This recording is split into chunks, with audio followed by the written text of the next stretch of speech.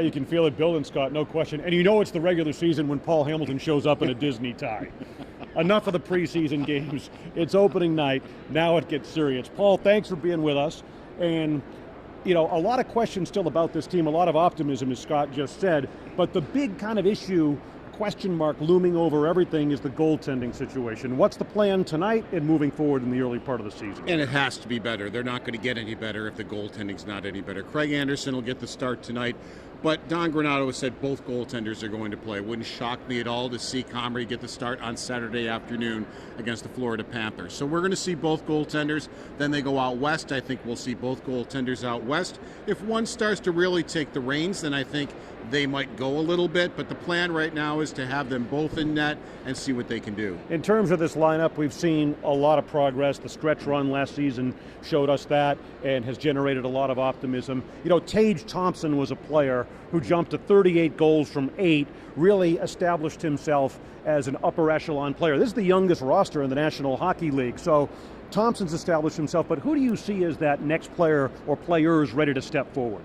I think it could be Dylan Cousins. He went to the World Championships. He told Don Granato, I got to score more. I was getting the chances. I have to score more. He did just that. He led the World Championships in goals with 7, helped Team Canada in that tournament, and really showed, yeah, I can put and I think that gave him all the confidence in the world when he's working out in the summertime. He's come back. He was their leading scorer in preseason. And I really think he had 13 goals last year, and I think you could really see a jump from him. He's got a lot of grit, too. He's not afraid to drop the gloves and do the dirty work in front of the net and in the corners. So we'll have our eye on number 24 and Dylan Cousins. But a word we're hearing a lot of around this building, Paul, is stability. And that's something that has not really, you know, we haven't heard that and seen it all that much here during this playoff drought. But they've locked down their head coach and Don Granato to the contract extension, taking care of GM Kevin Adams. They have a captain for the first time in Kyle Opozo, for the first time since Jack Eichel walked out of the door here. How does that trickle down to the locker room, and what's the players' sense of that? Well, some of our younger viewers have never seen stability in the Buffalo Sabres organization, because you have to go back to Lindy Ruff and Darcy Regier and Briere and that group. And that's the word I heard in the locker room. Once Granato got his extension, Adams got his extension, Kyle Opozo said it, a bunch of players say it, and they like it. They like the stability that they're feeling in the organization because they feel it can help them grow.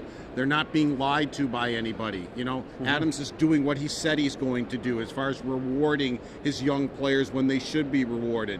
So they really like the stability they're seeing in the organization, and they feel it's going to help them win. It remains to be seen if this winds up being a playoff team. A lot of progress. I expect we'll see more of that. The goaltending situation we talked about off the top kind of looms over that as a question mark. But I think a lot of people who are finally into this building tonight, Scott, anxious to see the product on the ice. 7 o'clock puck drop, Sabres and Ottawa Senators to get the season going.